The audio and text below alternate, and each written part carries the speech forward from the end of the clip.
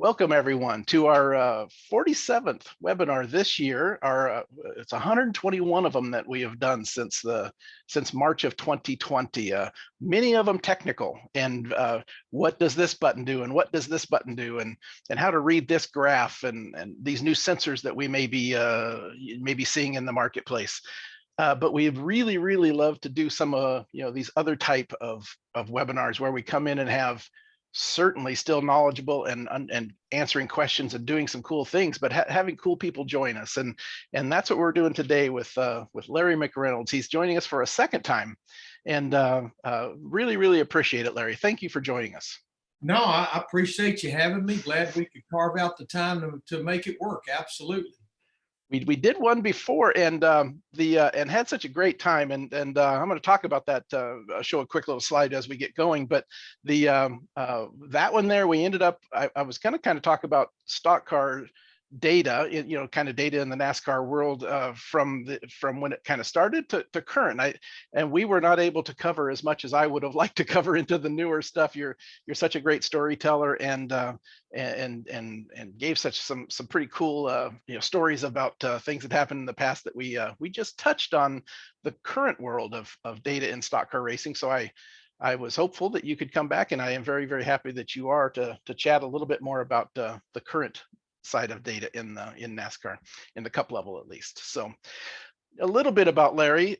Most of you know who he is. We have a lot, Larry, here that come in from Europe as well because of the time of the day over there. It's just after dinner time, and in many places over there that watch us.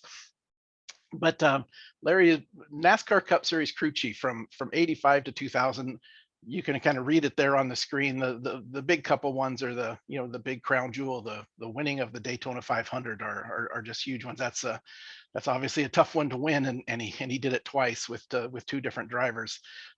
Worked with a bunch of different drivers. He'll probably mention some of them as we talk today. But the other thing he did is he transitioned out of his America's crew chief role and into working on the Sirius XM NASCAR radio show On Track with Daniel Trotter, where he has been so kind as to as soon as he finished up, come over and join us. So thanks again, Larry, for joining us. It's looking forward to our hour here today. No, I'm looking forward to it as well, because data acquisition has been a huge evolution of the sport of NASCAR. Bill France Jr., of course, his dad, Bill France Sr., was the forefather of NASCAR. It started back in 1949.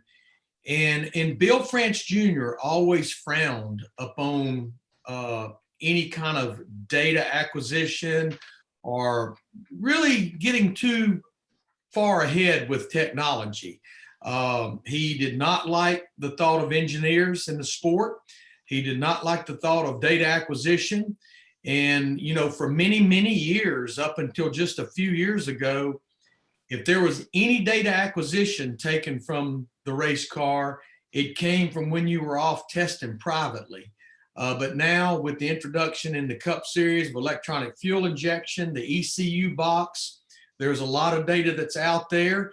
And what's interesting is a lot of the data that race teams look at now live during the race from their car and from the competitors, it's really the same data that we've been using on the broadcast for the viewer to look at. Things like steering, things like brake, things like throttle position. It's SMT data is what we call it. The company SMT is the one that derives the data. But finally, NASCAR just felt like, okay, if teams are really going to have to work hard to get this data, because it's there, it's available to the viewer that's watching the broadcast of the race, why don't we go ahead and open it up to where teams can view the data of their own race car, but as well as the competitors? Yeah, it's interesting that the SMT data, when we touched on it just a little bit in our first chat with you, and here's a slide of what we kind of chatted about it. I wanted to talk a little bit. There's the link for it, by the way, if anybody wants to go back and rewatch that. We did chat a little bit about NASCAR in the early days, and a couple of the stories that you talked about. We won't go into them here too much, but 1986 is when you first used it with Kenny Bernstein, and you had a couple of systems. I remember, and this came off the top of your head in an email that went back and forth with us when we first started talking about you coming on for this first one. You immediately you have such a memory for these things that you talked about the Oscar system, the on-site computer aid and research programming unit data acquisition system that you put in there. You even remember the fellow's name that brought it. And then Kenny brought in a company that he had purchased and was part owner of Race Pack, which is still a company today in doing these things, and worked with it and got lots of information, cool stories that Larry tells about that. We did talk about those in our first session. So it'll be interesting that. And then we started getting into the newer stuff, but I wanted to start off with a couple of just more personal things and start off with a little bit of fun before we get super technical. Number one, my son was talking with me over the weekend and talking about the Alabama Crimson Tide and the college football. And I always look in the background of your camera shot there with your footballs on the hearth. And he said that you had mentioned in a Twitter that you took 10 years off your life on this 4 overtime win just recently. Yeah, Saturday night, I feel like I aged about 10 years during the course of that game with Auburn. I've been telling everybody that I was very nervous about this Auburn game. They were playing it at Auburn, which can be a very tough place to play a football game. And Auburn had, even though they had lost several games, that they were still playing awfully strong. And when you get to the Iron Bowl, which is the Alabama-Auburn game every year, their final regular season game for both teams, you kind of throw the stats away. And to watch that thing go into 4 overtimes and Alabama finally seal the deal with 2 minutes to go, Roger, I wouldn't have placed a $2 bet that Alabama could have won that football game. But my wife, who is the most positive human being walking the face of the earth, she looked at me and she says, why don't you think positive? You know they can do it. You just need to think a little more positive. Well, she was absolutely right. And now they go on to the SEC championship game this Saturday in Atlanta against the number 1 team, the Georgia Bulldogs, who we've played several times and beat normally every time we play them. But right now, there's a reason Georgia is number 1 in the country. They are strong. They are fast. They are everything that you look for in a football team. But we have something they don't have, and that's a man called Nick Saban, our head coach. So we'll just see how it comes out. That's why we line them up and play them for 4 quarters and 60 minutes to see who can come out and win this thing. I don't follow. I follow a little bit of college football, but not a ton. But it is such an emotional game that you can have these other teams come up and play above their pay grade at some level, right? And with emotion. And I also look back at some of your tweets, and the Alabama coach, you quote him, and you quoted a little video in a recent tweet of him talking, and I can see why you love the man. So good for you and your college football. No, regardless of his win-loss record, I just got so much respect for Nick Saban. You know, he's been at Alabama now, 12, 13 years. And aside from the ball games that he's won and the national championships, he handles these kids, and that's what they are, is kids. And we all forget that. I forget it when I'm watching a football game. This is 19, 20, 21, 22-year-old kids that's playing football, that's making no money whatsoever. They're playing because they love the sport and they want to grow into a star in the NFL. But I don't think anybody handles these kids any better than what Nick Saban. Where a lot of college coaches get into trouble, Roger, when they're recruiting, is they promise kids a starting position. Well, it doesn't matter if you're a 5-star recruit from the state of California. Nick Saban does not tell any kid, you come to Alabama, you'll start. He tells them, you come to Alabama, you will be able to earn the opportunity to start. And I just love his demeanor and the way he handles these college football players. there's a parallel to that in life, right? I watched that video that you linked the other day, and I again, I don't follow it, so that was maybe my first experience to deeply to watch something like that, and everything he said in that video was what was perfect.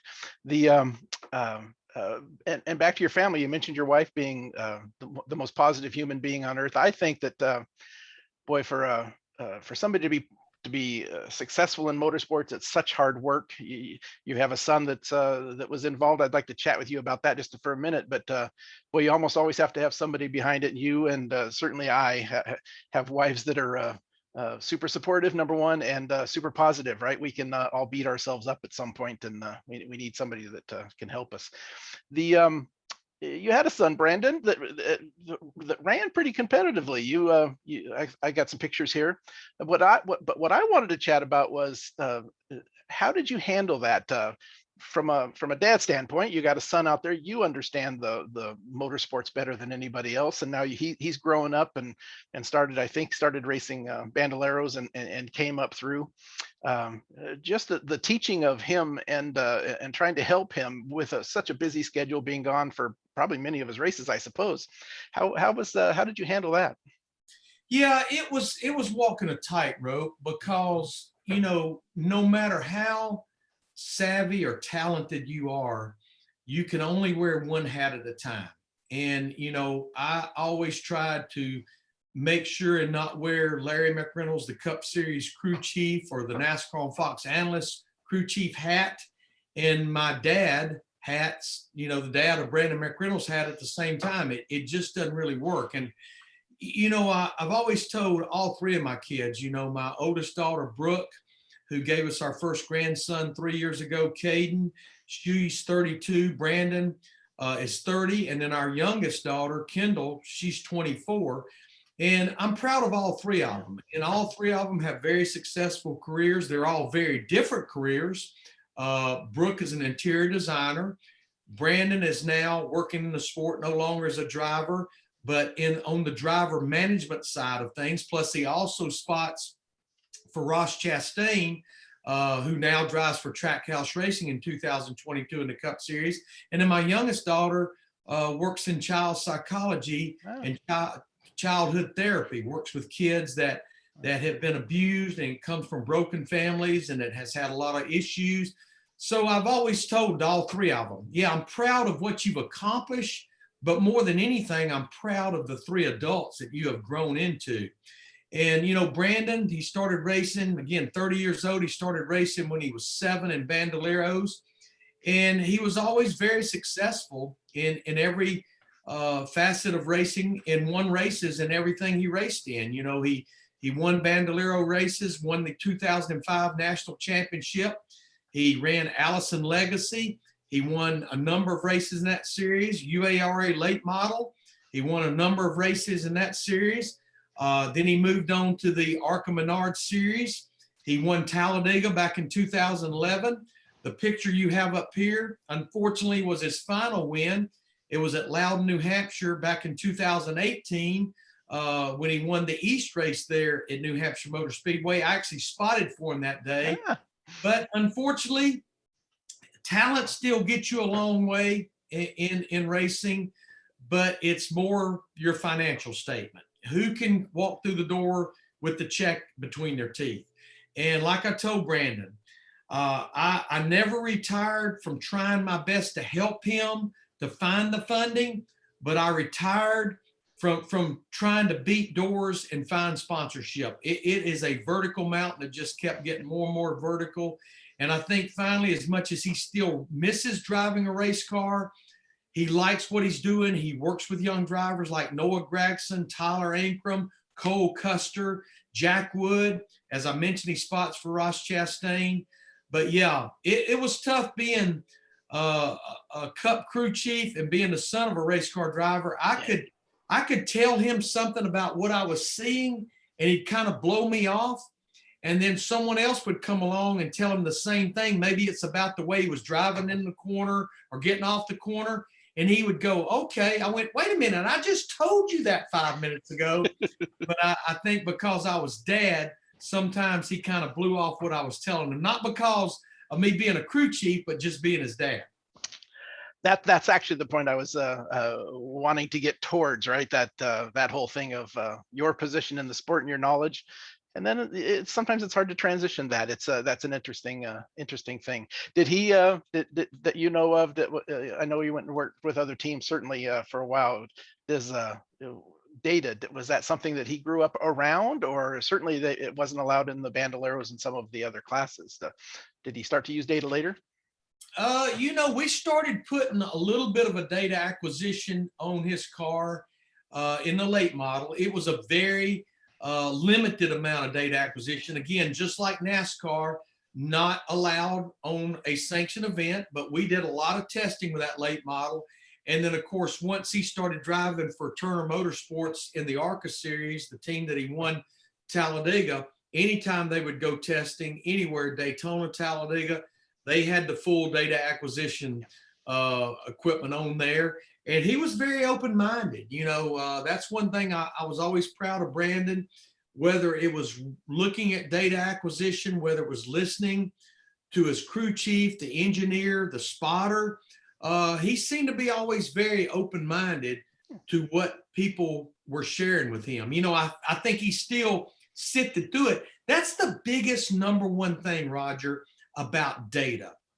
No matter how extensive it is, no matter how advanced it is, it's still just a tool. It's no different than the wind tunnel, the engine dyno, the chassis dyno, the pull down rig, simulation. The list just goes on and on and on and on. It's still just a tool. You still have to get out there and drive that race car, and you still have to do what that race car is telling you it's looking for. That hadn't changed in decades after decades, before data acquisition, the introduction of data acquisition, and now that we really have extensive data acquisition. It's a great tool. It's a tool that normally will lead you in the right direction, but you still have to drive that race car and give that race car what it's looking for. Absolutely. It's just information. You don't take the card and put it on the data and put it on an SD card and put it in the dash and everything fixes itself. That's not the way it works, right? Exactly. We have a new car coming next year in the Cup Series. Thought we would just chat about this for just a minute. There was I'm sure they'll link it in the chat, and I'll put it for those of you that are watching this later. Everything we link or talk about will be placed into the YouTube description box down below. So there was a Forbes story that came out just yesterday, and you were a part of that, and you talked about that the next gen car is ready, and that the pandemic may have been a little bit of a blessing in that way, that the car may not have been quite ready yet. Here you are. I know you were at Pickens, Greenville at the one of the tests. You've probably been at more. What are your thoughts? Is it truly ready? Is it going to be a great race car? Well, even since I did that article with Forbes, I've learned a little bit more, Roger. And yeah, this car has been worked on now for over 2.5 years.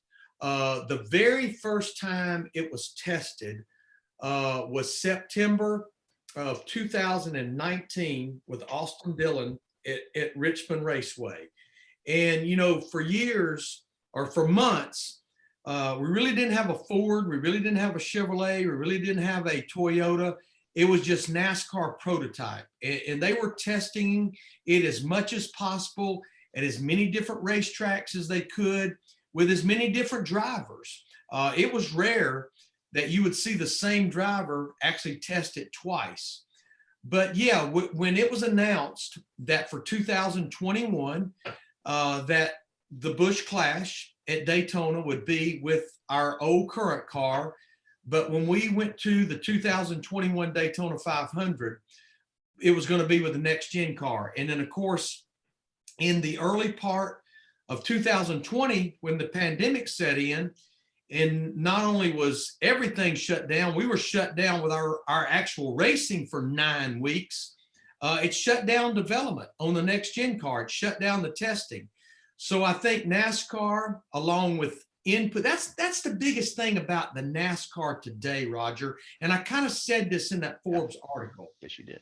They are listening to the teams. They are listening to the drivers. They are listening to the manufacturers. If you go back in time, in 2007, when we had the introduction of the car tomorrow, I'm not sure that group listened to a lot of people. They developed the car and then they handed it to the teams and said, here, we're going to race it now.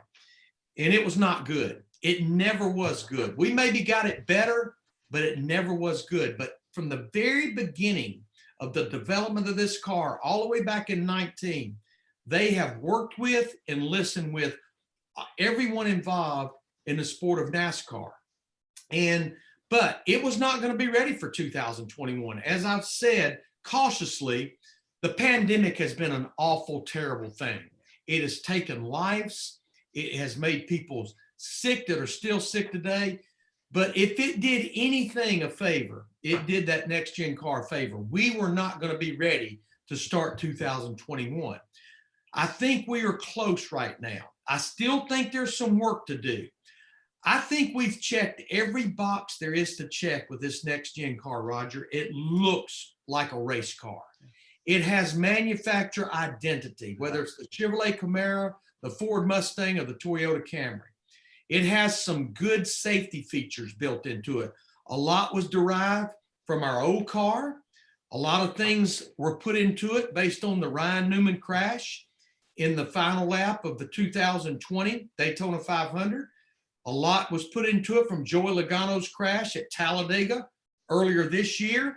And then even a crash test they did at Talladega with the car being driven by call it a crash test dummy. So they compiled all these things. This has been put into the safety side. I still think there's some work and development to do with the aero side at the bigger racetrack. And I think NASCAR is acknowledging it. They've already changed the testing schedule. Just a few weeks ago, we did 2-day test, organizational test. Every organization had 1 or 2 cars there. We did two days of testing right after Phoenix at the Charlotte Oval. We were going to go to Phoenix the middle of December. They have readjusted that. We are going to go back to Charlotte in mid-December for 2 days. They're going to do a day. They're going to have a down day where all the teams in NASCAR gets together and talks about what they learned day 1. Then they're going to go back for a second day. And I think being open-minded as they are right now, Roger, they're going to tell the teams, let's just try some stuff. There's no rules. There's no boundaries. Let's just try some stuff. We've got to get it a little better in dirty air. As I've always said, you'll never have a race car drive as good in dirty air as it drives in clean air. The law of physics of aerodynamics won't allow it. But what we've got to do is keep closing that gap as close as we can where we do have a car that drives pretty decent in dirty air as it does in clean air. And if your car is driving better and it's relying more on mechanical grip and your car is driving better than the guy in front of you and you catch him, you can drive by him and pass him. We know we still got work to do. NASCAR knows it. I've always said, as long as all parties involved acknowledge there's something we need to make better or we need to work on, it's not a problem. It's when people don't acknowledge it when it's really a problem. Yeah, you can't bury your head in the sand. It's going to be a problem, right? You mentioned that the car tomorrow was almost brought down. The program. That was kind of an interesting statement. But just to fill in some of those little bit of gaps, boy, when NASCAR started, you were talking about the France family, and they had a stranglehold, and they made the rules, and you know what, they did a fantastic job. Look what they built. That was the right thing to do at that right time. And boy, now that the current group of executives doing this, from reading your story and reading other things, they're taking a little bit of a different approach, more data driven from the owners and the drivers, and it's probably the right thing to do now. So good on them. It's I think it's good for NASCAR and all of motorsports probably. Well, and you talk about data, and I talked about a car that they crashed at Talladega a few months ago, a next gen car. They had so much data on that race car from the front to the middle to the back to the roof to the floor pan and all points in between. And it was programmed to hit the wall at a 45-degree angle at 150 miles per hour. And it had a crash test dummy driver in it that had all kinds of sensors and data acquisition on it. And what they did, they programmed this car to start over in turn 4, go down the first part of the tri-oval, go down pit road, reach 150 miles per hour, and drive straight off pit road and never turn, just go straight into the wall at the exit of pit road. And when you think about it, it truly was running 150 miles per hour when it hit that wall. Where if you've got a driver in that car and he sees the wall coming, he's going to turn the wheel, he's going to get on the brake, he's going to get off the throttle, he's going to do anything he can to scrub speed off this car. This car hit that wall at basically a 45-degree angle, running 150 miles an hour at impact. That normally, in normal racing conditions, will not happen. And they had data all over that car, and it took weeks to sift through all of that data to see where there were areas of that race car where they needed to soften the impact. They needed to maybe create some more crush. And then what did that driver go through upon that impact? And a lot of things that they learned, Roger, ended up getting incorporated and changes made to the chassis, to the roll cage, to everything about that next gen car as they were getting to the closing stages of letting Technique Chassis, who's building all the chassis, roll cages, everything about this car, where they could start putting it into mass production for the teams. Such a whole different business model with one, sources of companies are building certain parts of it, right? Where it is changing quite a bit. The last thing I'd like to mention about that is because of that, and I didn't follow it super closely, but there was a bunch of testing that went on, and I think it was at Charlotte,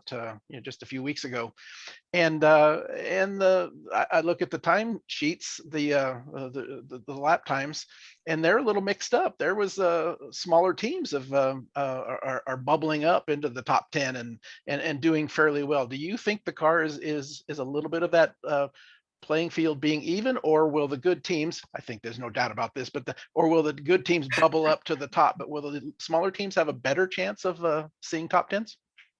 I get asked this a lot, and it's a great question.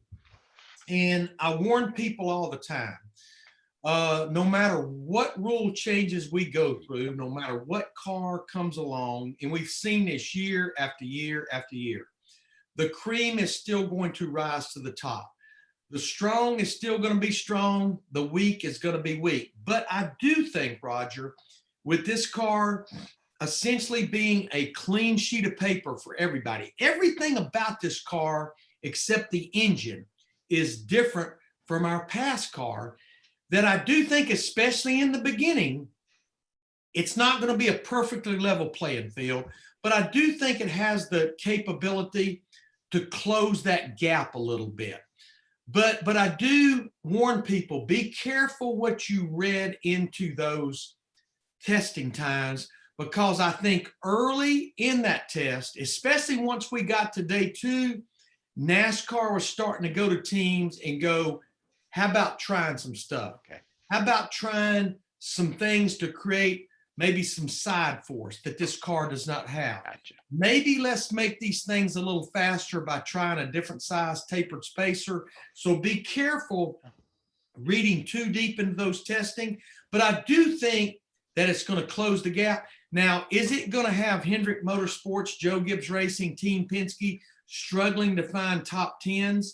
Is it going to have Spire Motorsports, JTD Daugherty battling for a win week in and week out?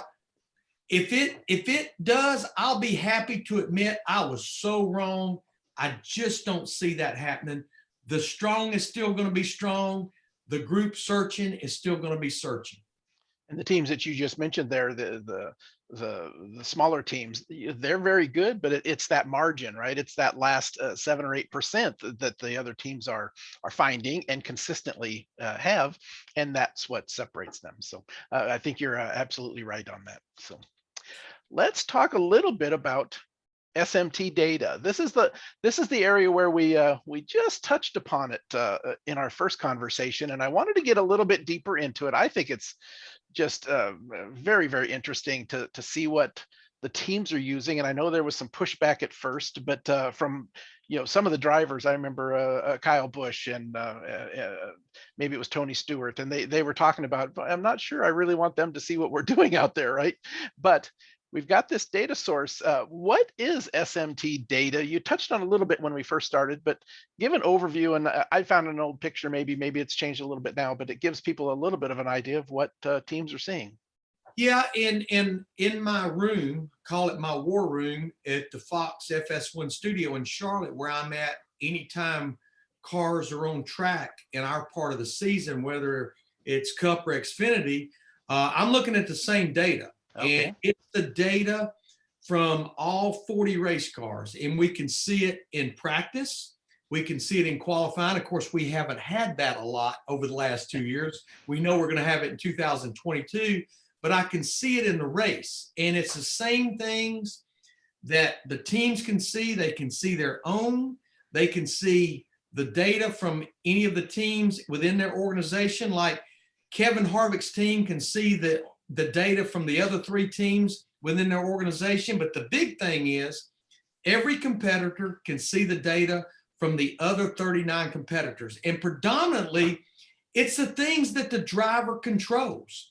It's the steering, it's the braking, it's the throttle positioning. And we can also see things like, RPM, which that kind of goes with, we have a gear rule, so everybody's pulling the same gear. I don't really look at RPM that much because it kind of goes hand in hand with throttle position, but it can tell you a lot. And when I would really use it, Roger, is let's just say we were getting in the closing stages of a lap. And let's just say, hypothetically, we had Kyle Larson leading the race, which he did a lot in 2020. And let's just say we had Denny Hamlin running second. Well, yeah, you can look at the lap times and you can tell either Denny's faster or he's slower or they're running the same speed. But I could look at differences in the SMT data. Maybe Denny's car was tighter, wasn't turning as good as Kyle Larson because he was having to put more steering into his race car. Maybe his car was looser getting in the corner because I would see him maybe turn it back to the right just a little bit on entrance. Or the biggest thing is that throttle trace. Who's on the throttle the most? Now, if you look right here with what you've got up here, if you see, and this is one of those deals where I hate to try to even bring it up because it's so complicated. The 41 car, Cole Custer, if you see he's 90% throttle, well, the bad news is he's 100% throttle. Yeah. For some reason, the Fords are 10% off. And I have asked why, Roger, and you remember when you were a young boy and you would ask your parents why, and their answer was just because? That's the answer I get, just because. So I had to be really careful when I looked at the Ford data, remembering 90% is 100%. But the interesting thing is, since it's flat lined, once you've got that figure, the basics figured out, then you can kind of go. And since it's just a trace, it's just you're not getting averages, that would be affecting it. It should be okay, but you certainly can see, where he's the purple car is the Cole, the Ford of Cole Custer you were talking about. You can see where he's dropping off at certain points, and interesting stuff there, right? And even the blue car here, which is the 48 car at this particular case, even having to tap the brake there for just a second. This is what the team is seeing. You're seeing that. I have the next slide. We'll actually talk about a little bit more about what you see, but the teams, they see this for all of those events you just mentioned. A couple of questions that it's kind of cool. They can bring up anybody at any time, and they're doing their own analysis in real time. Probably got a guy that's just sitting there and and studying this at some level. What about down the road? Is it only live, or is it something that they can grab that data on Monday morning and do some analysis, not just against themselves, but against other teams. Is that made available to them? Oh, absolutely, because it's available to me. And again, I get the same data as the race teams. And, maybe for Race Hub on Monday, we want to go back, and we try not to go this deep too much on Race Hub because we're trying to cater to the casual viewer. It's not what you call a gearhead type show. But yeah, several times we went back and pulled up the SMT data to support what maybe happened in the closing laps of a race. But going back one more time on the throttle position, especially where that is so critical was the bigger racetracks where we only had 550 horsepower. Maybe not as critical if they rolled out of the throttle a little bit at the 750 horsepower track, but like a Texas or a Kansas or a Pocono or a Michigan, when you roll out of that throttle a little bit and you only have 550 horsepower to recover, that's where a little bit was a lot. You would really see it big time on the lap time, just because you didn't have that recovery when you would get out of the throttle, even if it was just rolling out 20, 25, 30%. And then data is always such a funny thing. And I just, while you were talking about that, I looked down and I noticed the orange traces here is the #1 car. That would be, was that Kurt Busch at this point? It would have been Kurt Busch last year, correct? And kind of interesting here, he's often on the throttle a little bit, right? This particular lap, and went quite a bit deeper before he and yet came out fairly well. His driving style is substantially different, but certainly holding its own. Very, very deep into the corner, working the throttle a lot, and coming out with some speed. So it's got to be all of that has to be figured in, and just more data. How do you handle it, and what do you do with it? That's the question. Well, and if you watched any of the races this year, and Cliff Daniels, crew chief for Kyle Larson, I heard him give Kyle Larson a lot of feedback throughout the season. He would talk about the braking. He would talk about throttle. He would talk about, getting in the corner, getting off the corner. And this was not what he was seeing with his eyes as far as watching Kyle versus another driver on the racetrack. This is what he and his engineers were seeing with the SMT data. Now, there's only so much, and I don't want to get too far out in front of my skis here. There's only so much, Roger, that the crew chief and the engineers sitting on top of those war wagons, those pit boxes, can analyze. Yeah. This is one of many reasons that most of the major organizations, whether it's Richard Childress Racing, Team Penske, Hendrick Motorsports, Stewart-Haas Racing, they have developed war rooms back at their shops. And this is what a group of engineers and people in those war rooms, they are taking a bigger look at the SMT data and giving the information back to the racetrack. But the funniest story about SMT data, and Jeff Gordon has even shared it with me, is, as we all know, and it maybe hadn't been the last year or two. In fact, he wasn't the king of no track, unfortunately. In 2021, he went winless. But everybody tried to figure out, what does Kevin Harvick do at Atlanta Motor Speedway? How does he get around that track so well? And Jeff Gordon told me that they would study the SMT data from Kevin Harvick in that 4 car. He would try to go out and emulate what Kevin did with the throttle, with the steering, with the brake. And he said, I would run a second slower than what I would run doing my own. So back to my earlier point, data, SMT data, it's just a tool. It's not the gospel, because sometimes I think if you get too caught up in it and you try to emulate something another driver's doing with throttle, brake, steering, you may completely screw yourself up. Every driver's different. I saw that as a crew chief for all my years, especially once I started working with teams where we had 2 drivers.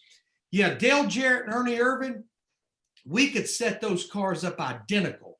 And if they both were good setups, both of them would run well. If we tried to set Mike Skinner's car up and Dale Earnhardt Sr.'s car up, the 3 and a 31 the same, one would be really good. One would be so far out to lunch, he'd be a second and a half off just because their driving styles were so different. It's just a tool. Joe, in the question and answer side, he talks about this particular slide doesn't have a track map, but when Larry is in his broadcast booth, and I've just found this picture from a video that was playing, here's his SMT data that we were just looking at. It looks like a live timing panel here, and then a where are the cars track map kind of a thing. It looks like Pocono, plus all the camera work. So you've got a lot of information there, and you're working hard at understanding what's going on. And I saw a quote from you. You talked about your main job in your bunker is rules and penalties, but a big of it is strategy, trying to understand where are they going to go, so when they come to you, you can intelligently pass along, hey, this car can make it to the section break or the finish, or this guy's tires are wearing down, or the fuel levels, all these kind of different things. What do you do differently with the data than maybe the teams would do? Well, again, I have so much data in that room. It's almost on the brink of data overload. You can't see him in the picture with me, but to the left of me sits another person. Okay. Steve Shaw. And Steve did some racing on his own in late model back in the day. And he helps me with a lot of this because it's just too much for one person. But that one monitor to my upper right, that's what we call ants. And remember, I'm in this room and I've got all these camera shots. I've got every camera shot that we have at the track. I've got, SMT data. I've got scoring. I've got a touchscreen virtual car. You name it, I got it. I got a telestrator. But the only thing I can't do is look out a window and see the entire track. That monitor up there to my upper right, that's my look out the window and see the whole track. What I can see there is maybe if a camera shot doesn't pick it up, I can see the minute a car hits pit road because it will show that and it's live. That's live data. Okay. It shows that car and it's based off of GPS when that car goes down pit road. But the one thing that I got into last year, started working with the folks at SMT, and it's the same thing that the teams do, is we call it a fuel predictor. These cars do not have fuel gauges in them. All you have is how much fuel the fuel cell holds. You have what the lap times are. You have throttle position. And then you kind of know, based on lap times, what the fuel mileage will be. But it moves around. And it moves around simply because of going back to that throttle position. Obviously, if the driver's on the throttle, the fuel flow is up. If he's off the throttle, the fuel flow is down.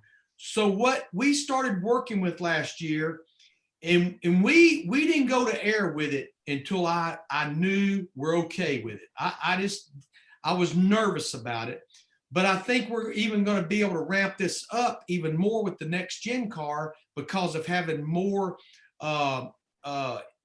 extensive data that we're gathered. Is we don't really have fuel flow, but we take the lap time, we take the size of the track, we take that throttle position, that's our biggest key, and then we know how much fuel the fuel cell holds. With the next gen car, Roger, is going to have a little bigger fuel cell. Right now, our fuel cell is, depending on who you talk to, 18 and a half gallons, but we're going to go to 20 gallons with the next gen car. So we're able to take all that data, and they have built it into a program for me that I've got to monitor. It's right kind of below that you can't see, excuse me. And it tells me how many laps this car can run, how many more laps, and it's live. It's changing constantly. And you know what? The number may go up a little bit because the lap times have slowed down and the throttle, he's not on the throttle. How many times do we hear a crew chief tell a driver, you need to save me a lap. Why? That crew chief has the same data that I'm looking at. And teams got their arms around this before I was able to get my arms around it. And we had to develop our own program. Trust me, Richard Childress Racing, Team Penske, they wasn't going to share this data with me. Yeah. So we had to develop our own, working with SMT data to get this fuel predictor. And I've been talking with my guy at SMT during the off season. It sounds like we may be more spot on with the data we're going to be gathered, even more so for next year. That actually was a question I was going to ask during the next gen car. Is the basically the same system of the data side, the SMT, and what the driver sees, the dash? Are they basically pulling that straight across, or are they going to give you a little bit more? Yeah, I think other than just maybe being ramped up a little bit, maybe a little more elaborate things we've learned. I don't know that they're going to get more data. Just people have learned how to take the tools you've got and build it into a more extensive, more elaborate, more accurate data acquisition and things that you kind of are trying to predict. Now you're thinking back to what you said about 20 minutes ago with the Ford being at 90% all the time. Now that you mentioned this calculation you have going in real time, now no doubt it's using a number like that is having to fudge that up to 100 in order to get the right fuel mileage numbers. So that makes some sense to me now.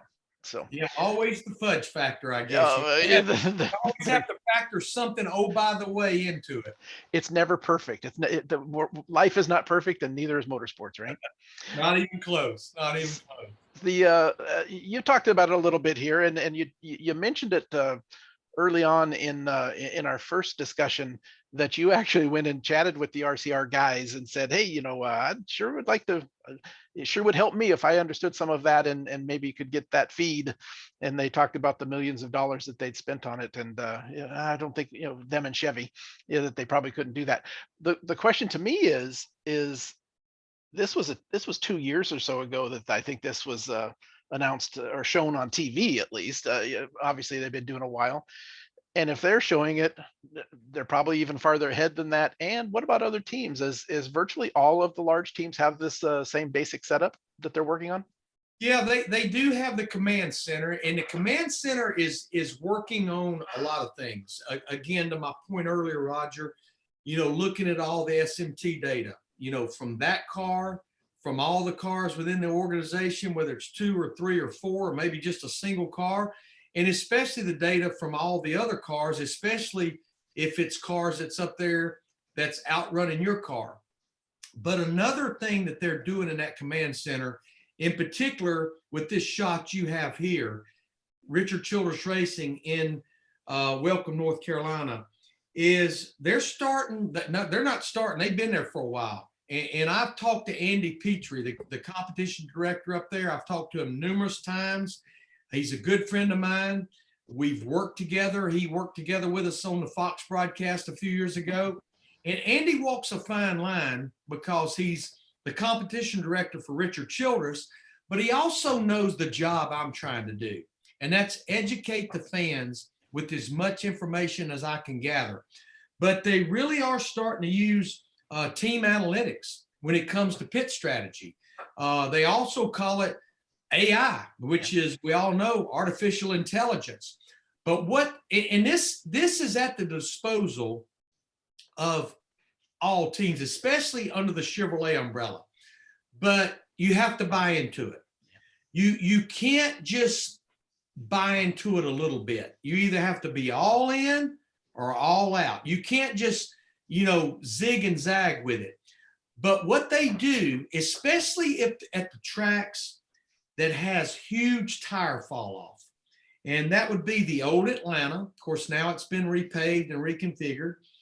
Auto Club Speedway, Richmond, Homestead, and that's just to kind of name a few.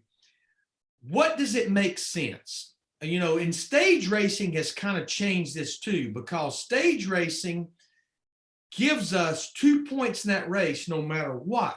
We know the caution is coming. But let's just take Richmond. That's a good one to look at. So a fuel run there is about 110, 15 laps. Let's just say a stage is 100 laps. So do I need to run that whole fuel run? Or based on the tire fall off, what's going to make better sense for me to maybe split that stage in half and pit? Not worried about fuel. I'm worried about 4 fresh Goodyear tires. And what they do, they have a program, Roger, that tells them what makes the most sense, what's going to yield you the best results. And they have the lap times, and it's basically looking at the history of the race. Yeah, they also look at the history of when cautions fall. Yeah. When do cautions normally fall at Richmond? When do cautions normally come at Auto Club Speedway or at Atlanta Motor Speedway? What are the lap times going to be at lap 70, 80, 90, 100, based on the history? If we don't change tires, or what are we going to gain if we maybe pit at lap 50 and then we have 4 fresh tires for the final 50 laps, just like we did for the first 50? And you have to factor in everything. What's going to be getting on the pit road? Are we going to have a normal pit stop? And there's things you can't factor in, Roger. You don't know when you're going to catch lap traffic and how much it's going to hold you up. All you can do is utilize the data that's there. But it's like Andy Petrie told me, you'll get burned sometimes. What happens at Richmond if you pit for 4 fresh tires at lap 50 and you're the only one that's pitted, and 5 laps after you pit for 4 fresh tires, the caution comes out? Yeah, you're probably down maybe 2 laps. But like he said, it will be right more than it's wrong. I have watched Lane Kiffin. Here we go with college football. Lane Kiffin, the head coach of Ole Miss, he uses analytics every time he is faced with a 4th down situation. What does the analytics tell me? Is it right to go ahead and punt the ball?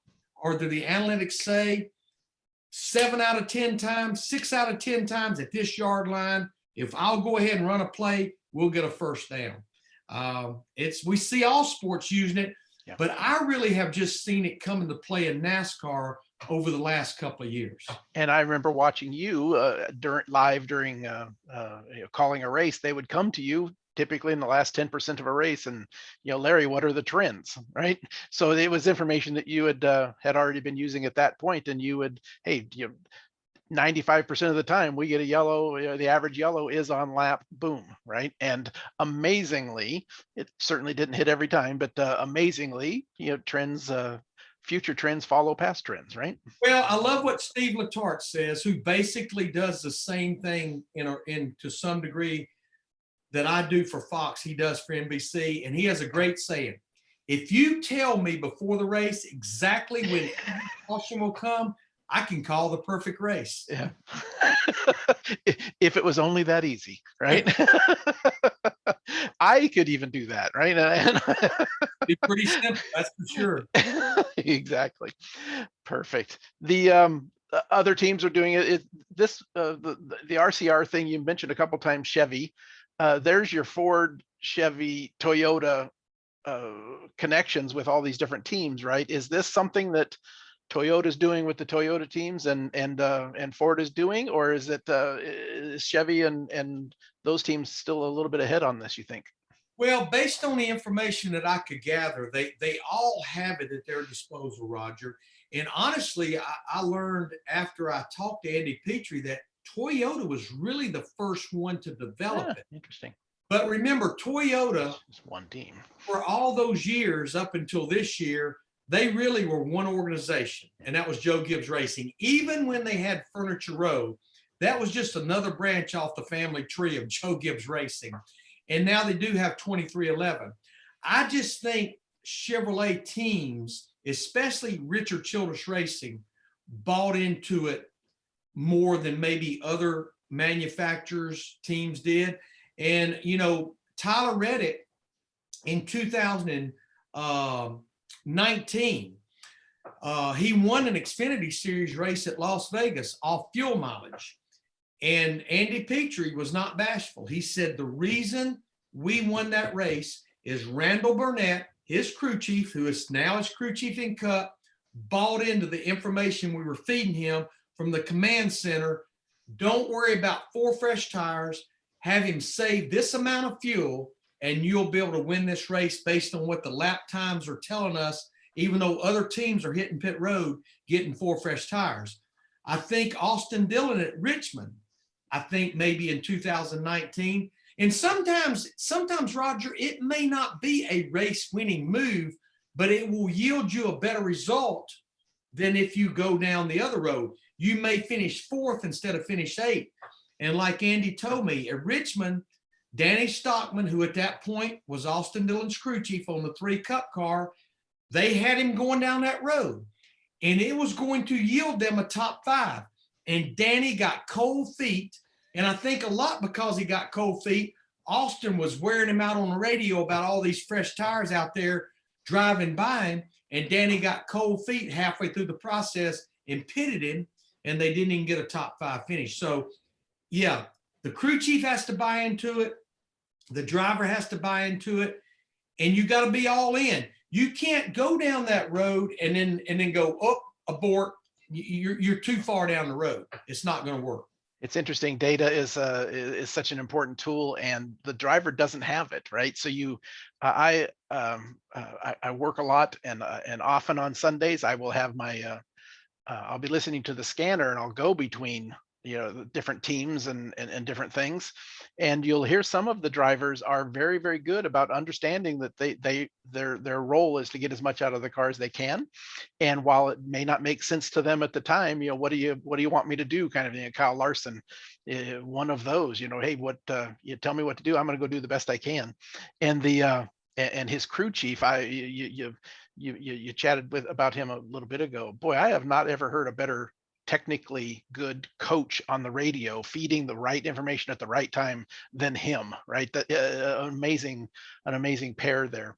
The last thing I'd kind of like to chat about on our way out is just kind of jumping back and talk about young racers and old racers and coming into this sport. You've got a lot of young guys that are coming into this, coming from a whole different background, right? Coming in through iRacing or computer, PC racing of cars, or coming up in an engineering world. Ever since they started racing in go-karts and all the way up, they've used engineers, they've used data, and they get up there, and you see that several guys that you worked with in the past, Earnhardt Sr. and Davey Allison, they knew their cars. They knew how to their way around a chassis. They knew how to build cars, and they knew what right front spring they used, 6 months ago on a track. And some of these new guys, I'll tell you exactly what I feel it doing, and somebody else is going to take care of it. Is that a change that is for the better, or is it just a change that is just factually based? It's just the way the industry is.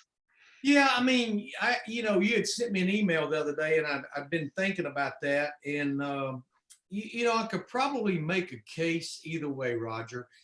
The way these cars are set up today and the things that's being done to them, honestly, and this may come as a surprise, but I think there are even a lot of crew chiefs out there that maybe don't have that extensive engineering background, that they even are not earlobe deep in the setup of those race cars. The engineers are doing it. It's done through simulation program, which obviously drivers have become a big part of. I talked to just some drivers today that had been on the simulator earlier this morning, getting ready for this next gen Charlotte test coming up in a couple of weeks. But I still think it's about driver talent. And yeah, I worked with all different levels of drivers. Ricky Rudd, a great race car driver. Won races with Ricky. Ricky won a number of races. Ricky didn't know a lot about the race car. I mean, he knew what changes would affect the car, but as far as doing a lot of work on a race car or understanding a lot of the inner workings, he really didn't. Davey Allison knew everything about that race car because a lot the way he was raised. His dad made him work on his own race cars, and his dad made him during the day work on his race cars and then would let him work on his late model stuff at night. Sometimes Earnhardt knew enough about the race car, just enough to be dangerous at times. Ernie Irvan didn't care. If I told Ernie Irvan I was going to put the rear springs in the front and the front springs in the rear, he'd go, okay, tell me when you're ready for me to go out. So I worked with all different levels of drivers. But I just think these cars have become so complex today. In every 1,000th of an inch, tape measures aren't even used anymore because the numbers aren't in eighths, quarters, and halves anymore. They're in hundredths, tenths, and thousandths now. Everything about that race car. So I don't know that that's important. I think the biggest change is the driver and the crew chief and the engineers being able to get into the simulator and with the data that's been gathered at all these different racetracks, making changes to that car and then going to the racetrack and using it as a tool. And I found it really interesting.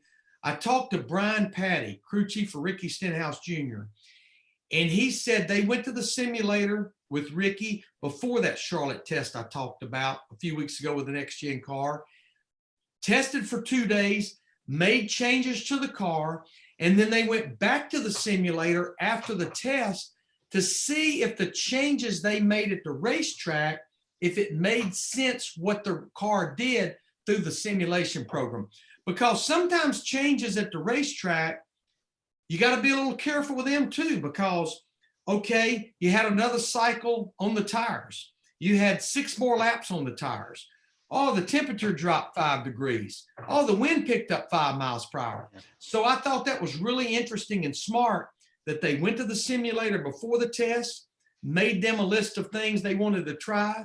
They got to the test. They tried things. They tried other things. Then they went back to the simulator to make sure those changes they made to that car, actually the effect made sense. Yeah, the models in the simulator have got to be all changed, right? So they're trying to build better simulators, and that boy, that makes all the sense in the world to get in there. Well, and keep working. it's one reason that a big thing with this next gen car, one thing that's kind of fell below the radar is, yeah, you know, you had these different drivers that were going and doing all the different testing for NASCAR as they were developing the prototype. Now you've got the organizational tests where each organization can take 1 or 2 cars, depending on how many teams you have. But each manufacturer has what we call a wheel force car.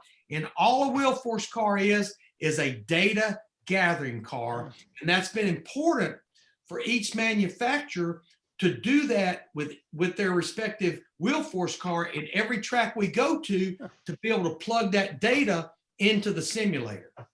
Interesting. Interesting. Now you wonder why sometimes you see these numbers of a Gibbs or Richard Childress. They've got X number of employees and 3 buildings or whatever, and you wonder what a lot of those guys are doing. It's things like this, right? It's that adding that 1 or 2% of knowledge into the pot, which makes a big difference at the end of the weekend. Well, Roger, I went out to that Charlotte test. And it had been a while since I had been to the racetrack for anything, just simply because of me being in the studio. And then, of course, what we went through with the pandemic of limited people going to the track.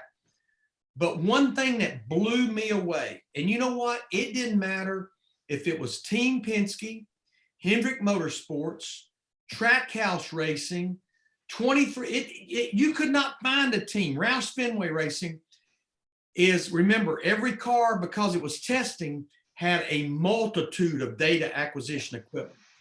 And every team, there were almost 2 or 3 long folding tables set up with 8 to 10 to 12 engineers sitting at those tables with laptops. Every one of them was looking at something specific of data gathered from that car. Most of those tables had more engineers sitting at it than of race teams that I worked for my first 6 to 8 years. We had full-time employees. It blew my mind. Amazing. My final question, actually, leaving this, you touched upon it just now. You work remote now, and it sounds like the question I guess would be, was that you were doing that before the pandemic? It certainly happened during the pandemic. How does that change how you interact? You spend a lot of time during the week, I suppose, talking with people because you're not able to walk into a garage and just chat with people and gather information. How does working remote change how much do you do of that? And then how does that change your job?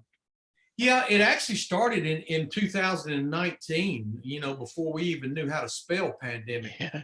And it was a bit of a culture shock for me because, Roger, I'd been in NASCAR since, late 1980, whether it was a mechanic for a number of years. Heck, I drove a truck and was a tire specialist, and then 17, 18 years as a crew chief, and, now well over 20 years as a broadcaster. And my big deal all these years of being a broadcaster and an analyst is being in that garage area. If I wasn't on the air and that garage area was opening, I was in there talking to crew chiefs, talking to engineers, talking to tuners, engine tuners, or talking to drivers. So it was a big adjustment for me. And it made me have to work a whole lot harder. But the good thing is, most people in the industry, and I've got my normal little group of go-to people, whether it's certain crew chiefs, certain engineers, certain engine tuners. I talk to them throughout the week, and then I will talk to them throughout the race weekend. It may be by virtue of email or text, but most of them have embraced what I'm trying to do and what I'm trying to accomplish, and they have been very accommodating. Yeah, it makes me have to work a little harder, but that's okay. I still don't look at it as work. I look at it as something I thoroughly enjoy. There you go. And boy, how often do we all get to say we have jobs that are not like work, right? And you and I have it, and a lot of the guys listening to us right now have that. And that boy, what a blessing, right? Yes, sir. I count my blessing to be a guy from Birmingham, Alabama, that just barely got my high school diploma. I count my blessings every single day. I was just thinking about that myself. I did do a little bit of many years later, a little bit of community college stuff, but I was thinking about my high school year, senior year. There was some classes that I was fighting on to make sure that I passed in order to make that final grade. I was already racing, and school sadly fell down found out down that list a little bit. Sadly, not a smart thing to do, but getting in the way of other things. Exactly. Well, I appreciate you coming, Larry. Let's kind of close this out a little bit, and we'll chat a little bit as we kind of close it out. But this video, another great conversation, lots of stories. I thought, I passed some bullet items to Larry about things we would talk about, and I thought there are no way that we'll get through any part of this, and we got through a bit of it, but. As every time that we've done this in the past, and other folks that I've done with this, boy, I'm wishing for another hour. So maybe in another year, maybe we do something again and continue the conversation. But this one here goes onto our YouTube site just as fast as I can get it up there. We'll send out the link to everybody. It's currently got 186 videos out there, and all of our 121 webinars have been recorded and placed up there. So go ahead and check that out, those of you that are watching, and get tons of information out there. AIM is a customer support company that, boy, we just love our data, and we love training people and making sure everybody's up to use, get up to speed with it. If you're having any issues, any questions, boy, give us a call. We're out there. As I mentioned before you got on, Larry, there's a huge go-kart event in Las Vegas this weekend called the Super Nationals, worldwide event, and most of our staff are there. We've only got one fella from Italy is here in the background helping us with some of the questions and chats and stuff, because everybody is at that event. We're huge in karting with a Micron product. So what are we going to do next week? We're going to have a webinar about data and video coaching. The Patroon region of the BMW Car Club of America is going to come join us. They have used our software and our hardware, and they've done some pretty cool things where they do lead follow with two of our cameras. Their cameras, Larry, we call them smarty cams, but they're all totally GPS integrated, and we can bring the data into one program, bring up both videos, the lead, the follow, and be able to do some pretty cool stuff. We don't do it real time, but we come back in, we download all this stuff, and boy, they have figured out some pretty cool ways of doing some real innovative ways of coaching brand new high performance driving and folks, new racers that are coming in road racing typically. So they're going to join us next week, and we're going to talk about that and how they set that all up. And I think a lot of other car clubs are going to want to take a look at that. So looking forward to having Bjorn here. Matt Romanowski has helped him a little bit. Matt's here watching right now, and he's going to join in, and we're going to talk about their setup that they built. It'll be fun. Oh, it looks like a very cool deal. There's a lot more ways than teaching than just books and telling folks, that's for sure. Learning styles is such a big thing, right? Some people want squiggly lines, some people need video, some people need to sit in the seat and ride, right? So it's an interesting thing that we do here. It's so much fun. Larry, I appreciate you coming. Here's a little bit of contact information. Larry is a very busy guy. He's boy, check out his social media at LarryMac28 is how you can follow along. He was he did a great job of gave us a little bit of a post and got some people knew that we're doing this today. Website LarryMcReynolds.com. So that's where you can get a hold of him. They got a contact page there and follow along and see what he's doing. So I appreciate you coming again, Larry. Is there anything else you'd kind of like to add on our way out? No, I appreciate it. And, one thing that I tell once in a while, I'll do a workshop. And one thing that I always tell every racer, no matter how much data acquisition you have in that race car, it may tell you everything. I mean, you go out there to those cars that were at that test, they may be measuring 50, 60, 70 different things. That's why it takes 12, 13, 14 engineers to look at all this data from every single run. But one thing that has not changed probably in the almost 70-year history of NASCAR, my 40-year history, your biggest piece of data acquisition is that stopwatch. That's what you're trying to satisfy. If that stopwatch shows a faster lap time, then mission accomplished. But more than anything, we know we've, as racers, as everybody in this country and in this world, we've been through some very trying times over the last almost 2 years. I think we still got a ways to go. Every time I feel like we've made the right journey, you hear about another variance that's come out. But I think as long as we keep being smart and do the things we need to do as society, we can get out of this together, and that's what it's going to take. And the biggest thing is, we know we're here at the holidays. Racers never quit racing, but take a little time, enjoy family and friends, and we certainly hope 2022 will be a great season and a great year for all. And right back at you with the boy, when we were all certainly we weren't locked down as such, but boy, a lot of us were having to spend a lot more time at home, and NASCAR, one of the first ones to get out there and get back to racing, and boy, what a gift that was, being able to watch something that we love, and you guys were out there putting it on as hard as that had to have been just to get it all set up and get people in and out and do all the things. Good thing it was there for us, and even some of the online racing, right? And kudos to all those drivers. Some of those probably it's not exactly something they love to do, but there was live online racing when everything was totally shut down. So it was pretty interesting, and thankful for everybody for doing that. So appreciate you coming again, Larry. Very, very thankful. Hopefully we can do it again sometime, and good luck for you, and really looking forward to seeing what some of the stuff that you talk about on the next gen car. It'll be fun to watch.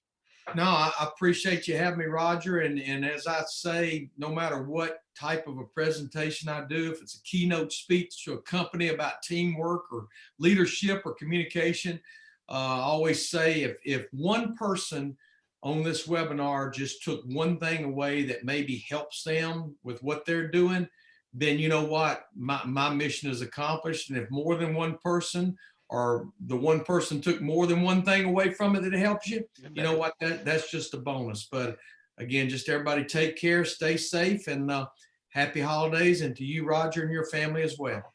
Thanks, and same back to you.